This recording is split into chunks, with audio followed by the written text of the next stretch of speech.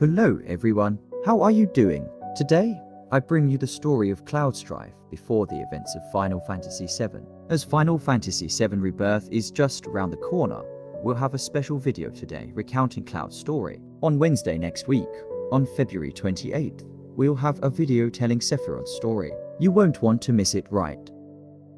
So, to make sure you don't forget, subscribe to the channel and hit the notification bell. Let's get into the content. Just a reminder, this video will contain spoilers for the original and remake games.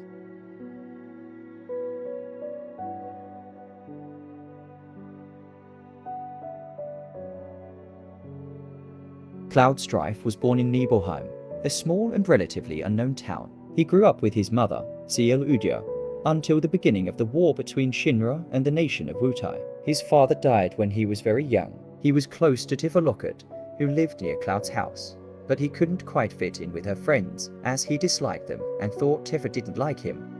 When Tifa's mother died, she didn't cope well with it and convinced herself that if she crossed into Nibel, she could find her. She set out with all her friends, but one by one, they abandoned her on the journey. However, Cloud, concerned about his friend, followed her. At a certain point, she fell, and Cloud fell with her in an attempt to save her. While Cloud suffered no major injuries, Tifa remained unconscious for 7 days.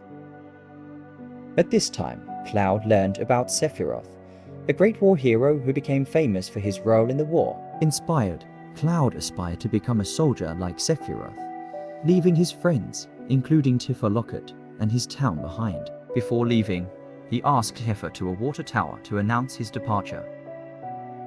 She asked him to promise that if she were in danger, he would save her. Cloud accepted and said that soon he would start appearing in newspapers worldwide.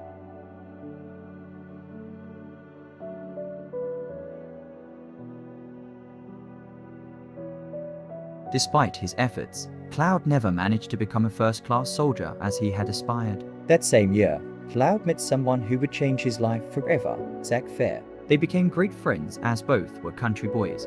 Much later, during the events of Crisis Core, Zack, Cloud, and Sephiroth returned to Nibelheim to investigate a malfunction in Shinra's Mako reactor. Cloud was thrilled to finally meet his idol, but was embarrassed as he failed to become a soldier. To reach the reactor high in the mountains, they had to pass through various monsters and geographical obstacles. Tifa Locket volunteered to guide them and take them to the reactor.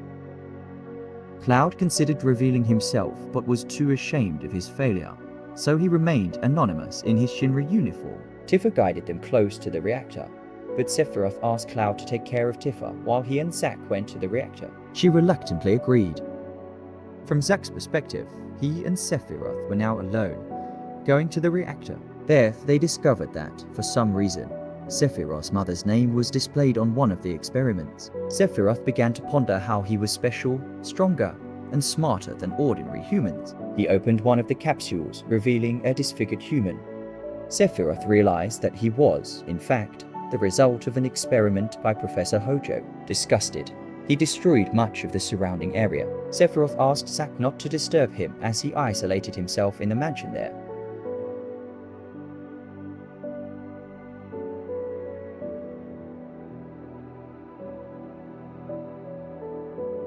After some time, Zack goes to check on Sephiroth to see if he's okay. He finds him in the library of the house, reading numerous books to understand the true meaning of the name Geneva.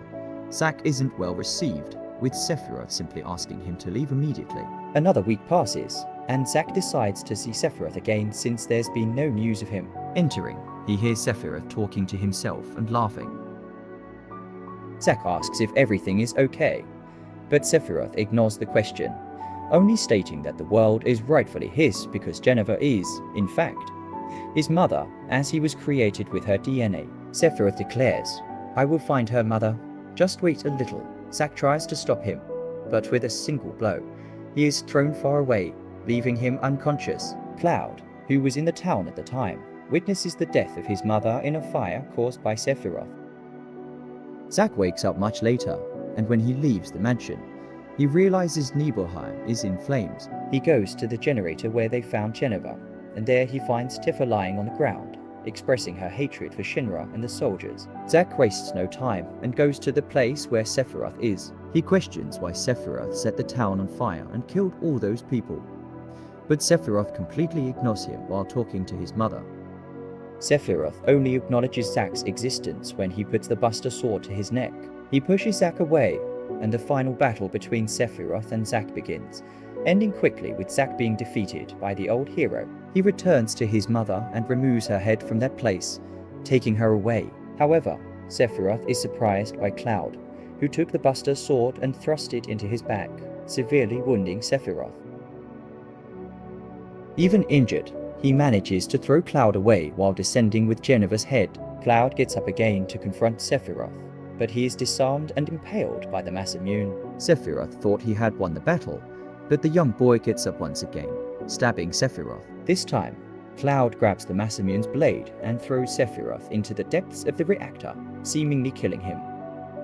Tifa is rescued by Zangan, her martial arts master, but everyone else in the town becomes experiments of Professor Hojo. He ensured that Jennifer's DNA was inserted into the bodies of Zack and Cloud, turning them into clones of Sephiroth in the process. Zack managed to resist, but Cloud suffered severe marker poisoning. They remained in cryogenic stasis for years until Zack managed to wake up from his deep sleep.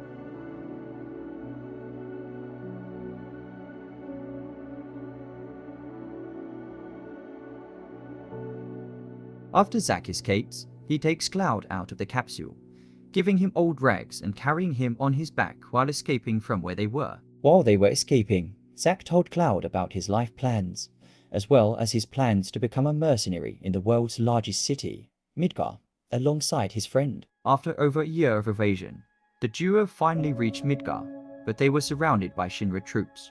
Zack leaves Cloud safely in a nearby place and goes to face a small army. Zack manages to defeat them all but is mortally wounded. Cloud, who had just regained consciousness but was confused and traumatized, crawls to his friend, who entrusts his legacy and the Buster Sword to Cloud. Due to the intense trauma caused by the Nibelheim incident, exposure to Marco, and the subsequent infusion of Jennifer cells, Cloud incorporated Zack's memories and fighting abilities into his own recollections.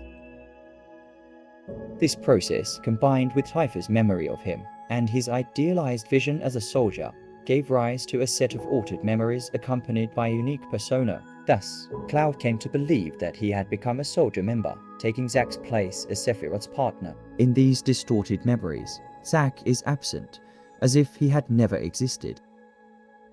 Just before the events of the original game, Cloud is found by Tifa at Midge's train station, hallucinating and talking to himself. Concerned, she recruits him as a mercenary for a small group called Avalanche, aiming to destroy Shinra and its pursuit of Marco. So, there you have it, folks. That was the story of Cloud Strife before the original game. If you enjoyed the video, please subscribe so you won't miss more content like this, and hit the like button if you enjoyed it. Also, remember that on Wednesday, there will be a video telling the story of Final Fantasy VII as villain, the most powerful soldier of Shinra, Sephiroth. See you there.